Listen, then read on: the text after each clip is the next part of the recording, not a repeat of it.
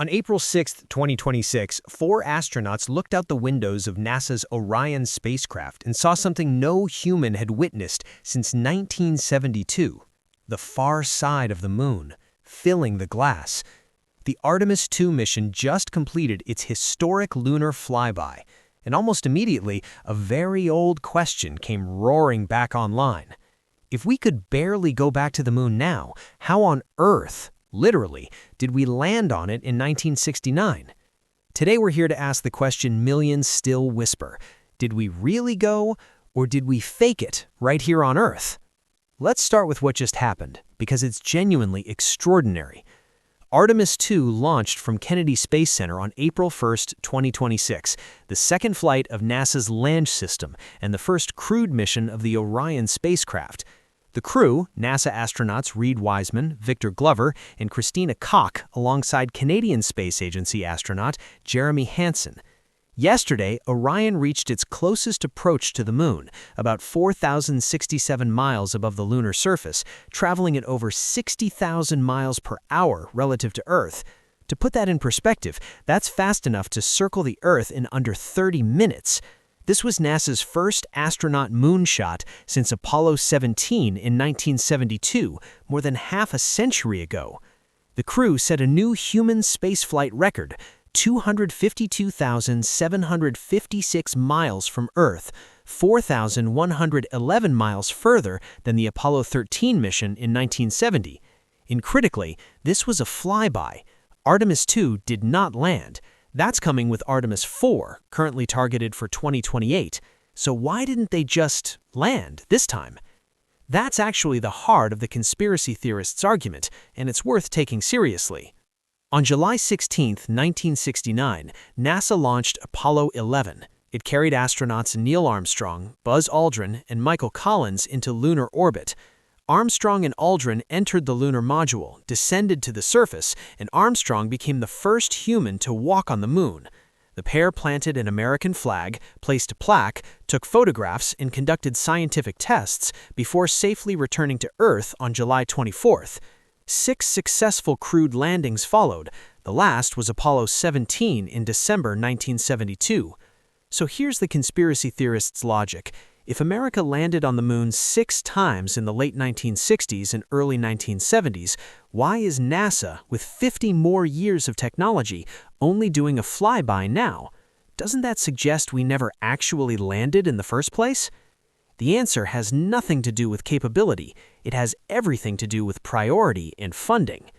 After the Apollo program ended, NASA's budget was redirected, first to the Space Shuttle, then to the International Space Station. The infrastructure, the expertise, the manufacturing pipelines for deep space, they were deliberately wound down. NASA didn't lose the ability to go to the moon. They chose to redirect it. Artemis is the rebuild. Artemis II builds on the success of the uncrewed Artemis I in 2022 and is designed to demonstrate the full range of capabilities needed for deep space missions, including life support systems, navigation, crew endurance, and spacecraft performance, before anyone attempts a landing. Think of it like this. You don't test a new aircraft design by immediately flying passengers across the Pacific. You flight test it first. Artemis II is that flight test. A moon landing without it would be reckless, and NASA knows it. Now let's actually confront the conspiracy theories head-on, because they deserve more than dismissal. Theory 1. The flag was waving, but there's no wind on the moon. The flag was suspended by a rigid horizontal arm specifically designed to keep it unfurled in zero gravity. The movement seen in footage occurs only when an astronaut handles it, and because there's no air resistance on the moon, the residual motion lasts slightly longer than it would on Earth, which paradoxically looks more like wind, not less. Theory 2. No stars in any photographs. The astronauts in lunar landscape were brightly lit by the sun. To photograph a brightly lit scene, camera shutter speeds need to be fast and apertures small, settings that simply cannot capture the far dimmer stars simultaneously. It's the same reason you can't photograph stars in a floodlit stadium in the same shot. Theory 3. The shadows are wrong. There must have been studio lighting. Non-parallel shadows can come from a single light source due to perspective and the uneven topography of the moon's hills, dips, and craters. Additionally, the lunar surface reflects about 8% of sunlight, illuminating areas that might otherwise appear to be in shadow. Theory 4, the radiation from the Van Allen belts would have been lethal. This was a genuine concern before Apollo. Scientists designed the trajectory to minimize time inside the belts and shielded the spacecraft with an aluminum shell. Readings from 9 Apollo missions showed astronauts' average radiation exposure was 0.46 radiation-absorbed dose, well within survivable limits.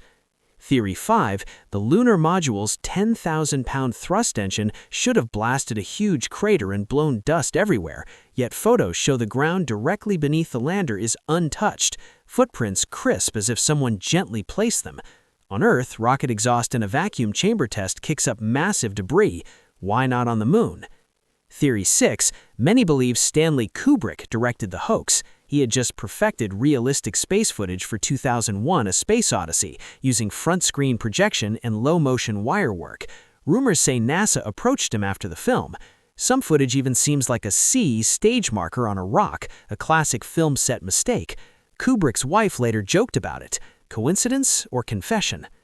Theory 7, by 1969, America was losing the space race and losing in Vietnam. Billions had been spent on Apollo with no guarantee of success. Faking it in a secret studio, possibly Area 51 or a Hollywood soundstage, would let the U.S. beat the Soviets, restore national pride, and distract from a bloody war. Later missions could be canceled once the point was made. The technology was supposedly lost afterwards. NASA claims they can't rebuild the Saturn V because the blueprints and skilled workers are gone. Convenient, say the skeptics. Theory 8, about 400,000 scientists, engineers, technologists, machinists, and electricians worked on the Apollo program.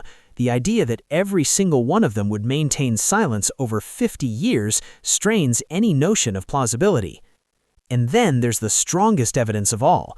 The Apollo program collected 380 kilograms of moon rocks across 6 crewed missions. Analyses by scientists worldwide, including in countries with every incentive to expose a fraud, all agree these rocks came from the moon. No published peer-reviewed scientific journal has ever disputed this. NASA's Lunar Reconnaissance Orbiter has photographed the actual landing sites. You can see the descent modules, the rover tracks, and even the dark squiggly paths left by astronaut footprints. Spacecraft from China, India, and Japan have independently confirmed these same sites. Japan's Selene, India's Chandrayaan-1, and other probes captured views of Apollo descent stages in surface disturbance consistent with human landings, entirely independent of U.S. mission records. And perhaps the most damning for the conspiracy theorists, the Soviet Union, America's rival in the space race, with its own moon program, an extensive intelligence network, and every political motivation to expose a hoax, acknowledged the Apollo 11 landing as factual in the Great Soviet Encyclopedia, describing it as the third historic event of the space age. The Soviets were watching. They would have screamed. They didn't.